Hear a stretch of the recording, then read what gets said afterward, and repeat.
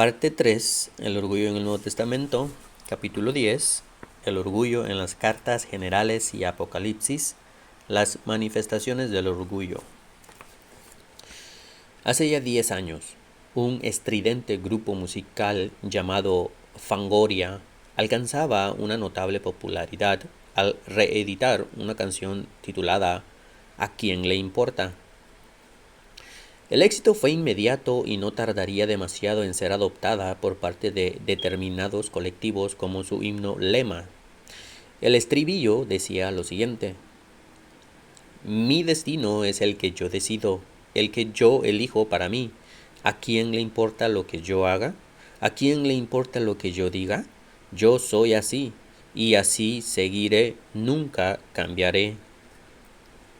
Más allá del ritmo o el estilo, esa canción sin duda refleja el sentir de una época.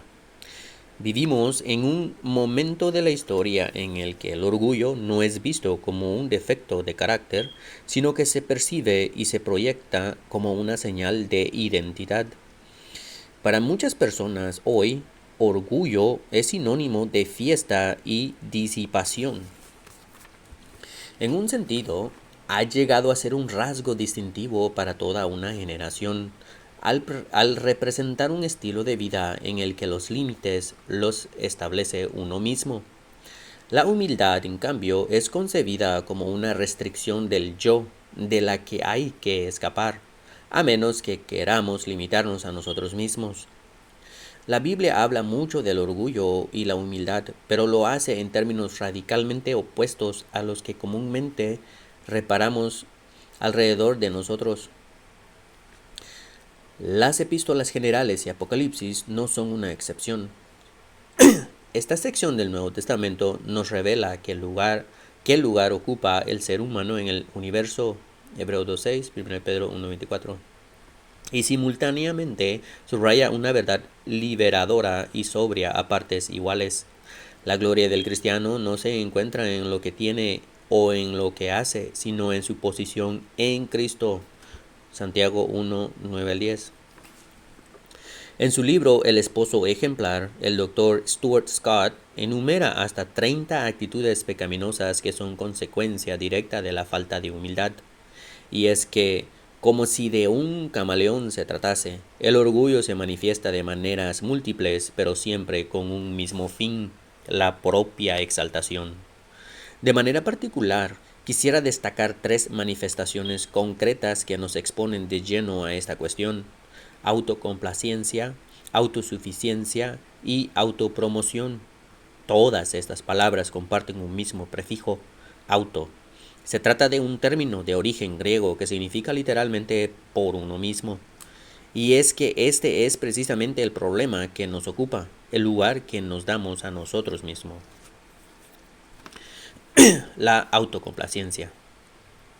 Cuando nos acercamos a las páginas de la Escritura, observamos cómo la mayoría de las exhortaciones con respecto al orgullo, lejos de estar dirigidas exclusivamente a los pérfidos e inmorales, ponen su foco en aquellas personas cuya religiosidad era pública y notoria.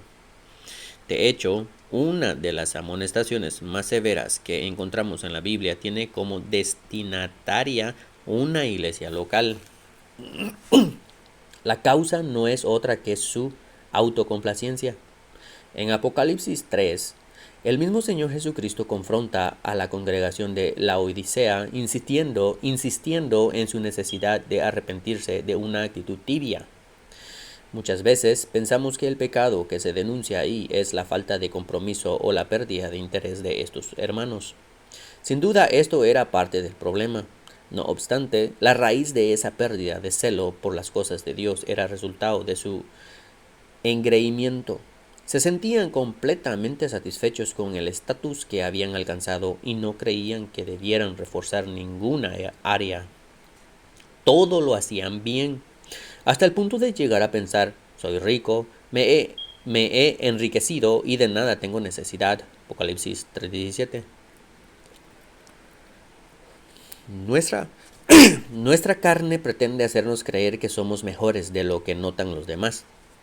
Obstinada, insiste en que no necesitamos reprensión o revisión alguna, sino todo lo contrario. sus halagos son seductores y terminamos por pensar que la corrección no tiene cabida en nosotros. Sin embargo, el creyente maduro es consciente de sus propias carencias y sabe que no hay lugar para la jactancia, pues es mucho todavía lo que le queda por progresar. 1 Juan 1, 7 al 8. Sus méritos reposan en lo que Cristo ha hecho a su favor. Por eso su alabanza se dirige solamente a Él. Apocalipsis 1, 5 al 7.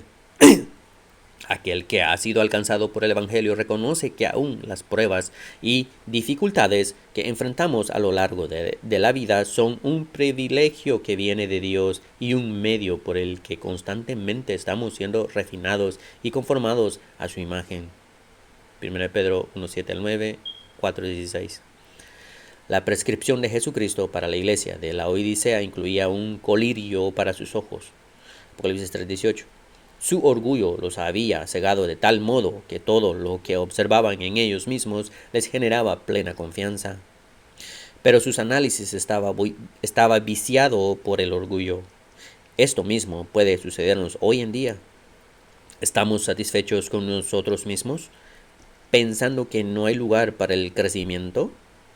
Si respondemos afirmativamente, es posible que necesitemos limpiar nuestros ojos también. Recordemos que hemos sido llamados a andar como Él anduvo, 1 Juan 2:6. Por lo tanto, debemos leer nuestras Biblias mucho más y pasar más tiempo en oración para descubrir cada vez más las excelencias de Cristo. Solo entonces sabremos lo mucho que nos queda para nuestra semejanza a Él sea completa. Y si aún dudamos, preguntémosles a nuestras esposas o a alguien que nos conozca de cerca. Seguramente nuestras dudas se despejarán rápidamente. Nunca olvidemos que Dios resiste a los soberbios, pero da gracia a los humildes. Santiago 4:6, 1 Pedro 5:5.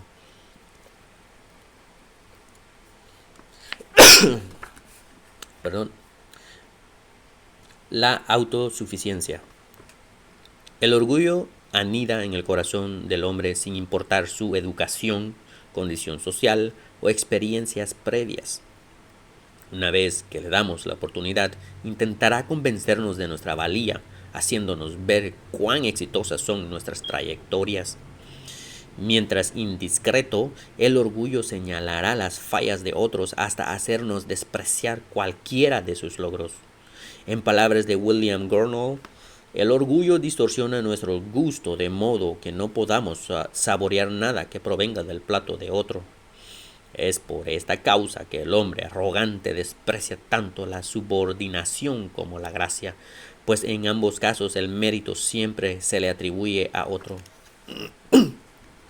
Fue precisamente un carácter envanecido el que privó al pueblo de Israel de alcanzar en un primer momento la tierra prometida. Hebreos 3, 8 al 12. En lugar de reconocer la mano de Dios en su salida de Egipto, se sintieron agraviados. Los que por 400 años habían sido esclavos consideraban que merecían más y no quisieron seguir las instrucciones que Dios les había dado. Habían visto lo que Él era capaz de hacer. Sin embargo, en su orgullo, fueron endurecidos al punto de no creer en aquel que los había librado de manos de Faraón. Hebreos 3:19. Una vez que el yugo enemigo ya no reposó sobre sus hombros, se sintieron autosuficientes y no contemplaron el obedecer otra cosa que sus propios impulsos. Esta falta de modestia irremediablemente nos aleja del arrepentimiento genuino. Esta falta de modestia irremediablemente nos aleja del arrepentimiento genuino. Una tercera vez, esta falta de modestia irremediablemente nos aleja del arrepentimiento genuino. Sin embargo, el cristiano no ha sido llamado a la autosuficiencia, sino a una dependencia humilde.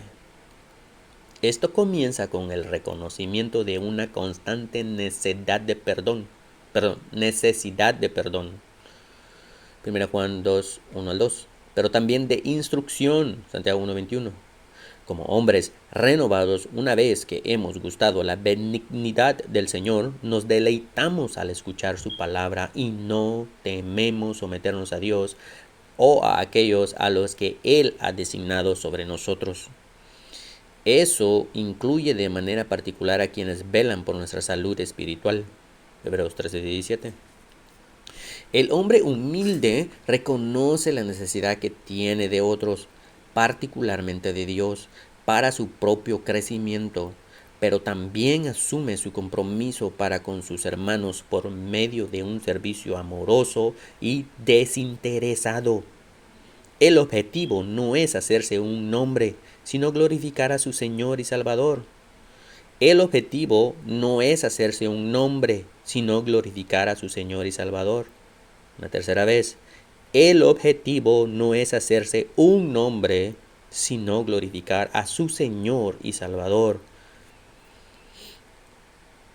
La autopromoción. Algunos quieren ser el niño en el bautizo, la novia en la boda y el muerto en el entierro. Aprovechan la mínima oportunidad para hacerse ver y hacer notar a otros lo que obran, lo que saben o lo necesaria que sea que resulta su presencia o lo necesaria que resulta su presencia. Este era precisamente el caso de Diótrefes, de quien Juan escribió que le gusta ser el primero entre ellos. 3 Juan 9. En su afán por promoverse a sí mismo, rechazaba la instrucción apostólica, impedía la comunión con otros creyentes y presionaba a los hermanos de la iglesia, llegando incluso a expulsarlos de la congregación si no hacían lo que él quería. Una vez más, en su afán por promoverse a sí mismo, rechazaba la instrucción apostólica, impedía la comunión con otros creyentes y presionaba a los hermanos de la iglesia, llegando incluso a expulsarlos de la congregación si no hacían lo que él quería. 3 Juan 9:10. Qué distinto ha de ser el carácter de un verdadero siervo de Cristo. 1 Pedro 5:1-3. A medida que aumenta la soberbia, lo hace también la ingratitud para con quienes nos niegan el reconocimiento que merecemos. Progresivamente terminamos por pensar que nuestros criterios son los mejores y no admitimos que nadie cuestione nuestra opinión. Progresivamente terminamos por pensar que nuestros criterios son los mejores y no admitimos que nadie cuestione nuestra opinión. Santiago advierte que es entonces cuando los celos amargos y la ambición personal dan lugar a la arrogancia, el engaño y el conflicto. Santiago 3:16, 4:1. Esta actitud resulta particularmente grosera en los que pretenden hacer de la iglesia un espacio para la promoción personal y el autobombo. Una vez más, esta actitud resulta particularmente grosera en los que pretenden hacer de la iglesia un espacio para la promoción personal y el autobombo. Una tercera vez, esta actitud resulta particularmente grosera en los que pretenden hacer de la iglesia un espacio para la promoción personal y el autobombo. La arrogancia y la vanidad son distintivos de los falsos maestros, que no hacen sino repetir en forma y en fondo aquello por lo que es conocido el diablo. 2 Pedro 2:18, Judas 16. La arrogancia y la vanidad son distintivos de los falsos maestros, que no hacen sino repetir en forma y en fondo aquello por lo que es conocido el diablo. La arrogancia y la vanidad son distintivos de los falsos maestros, que no hacen sino repetir en forma y en fondo aquello por lo que es conocido el diablo. Segunda de Pedro, capítulo 2, versículo 18, Judas, versículo 16. Sin embargo, esto no afecta solamente a aquellos que aspiran a ejercer responsabilidades dentro de la congregación. Todo hombre que da rienda suelta a su carne verá como el orgullo fácilmente lo persuade de que no existe otro soberano que uno mismo. Las relaciones en el hogar o el trabajo no tardarán en verse afectadas por la altivez de quien desea imponerse allá por donde va. Una vez más, las relaciones en el hogar o el trabajo no tardarán en verse afectadas por la altivez de quien desea imponerse allá por donde va. Yo agregaré una palabra más en la tercera vez que lo repita. Las relaciones en el hogar o el trabajo o en la iglesia no tardarán en verse afectadas, por la altivez de quien desea imponerse, una vez más, imponerse allá por donde va. El orgullo deforma y manipula la realidad. Sin embargo, las escrituras, como si se tratara de una brújula,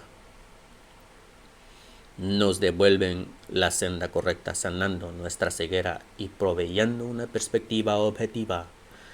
Toda la gloria del universo pertenece exclusivamente a aquel que está sentado en el trono. El cielo, al unísono, reconoce que la dignidad está en el Cordero. Y si nadie tiene derecho a atribuirse lo que le corresponde solamente a Dios, cuanto menos los que se declaran siervos del Rey de Reyes. Apocalipsis 4:11, 5:13. La enseñanza bíblica es clara. Humillaos en la presencia del Señor y Él os exaltará. Santiago 4:10. Nunca pretendamos ocupar un espacio al que Dios no nos ha llamado, ni reclamemos lo que Él no demanda en su palabra. En lugar de atraer la atención a nosotros mismos, permitamos que los que nos rodean pongan su mirada en Cristo. Una vez más, en lugar de atraer la atención a nosotros mismos, permitamos que los que nos rodean pongan su mirada en Cristo. Agregaré la misma palabra anterior en la tercera y última vez. En lugar de atraer la atención a nosotros mismos, permitamos que los que nos rodean en la iglesia pongan su mirada en Cristo. Él es el único protagonista. Conclusión. La palabra de Dios nos proporciona información suficiente como para comprender el daño que provoca el orgullo, al tiempo que nos muestra la apropiada que resulta la humildad. Una vez más, la palabra de Dios nos proporciona información suficiente como para comprender el daño que provoca el orgullo, al tiempo que nos muestra lo apropiada que resulta la humildad. Una vez más, y agregaré la misma palabra. La palabra de Dios nos proporciona información suficiente como para comprender el daño que provoca el orgullo en la iglesia, al tiempo que nos muestra lo apropiada que resulta en la humildad. Cuando somos humildes, reconocemos que hay uno que sabe más y mejor que nosotros. Nos refugiamos en uno que es más fuerte que nosotros y confesamos que nuestra salvación eterna descansa en la sangre de otro. Apocalipsis 12:11. Que el Señor derrame de su gracia y nos libre de la soberbia. Santiago 4:6. Sea nuestro nombre olvidado para que siempre, que sea nuestro nombre olvidado para siempre, pero el de Cristo exaltado por los siglos de los siglos. Amén.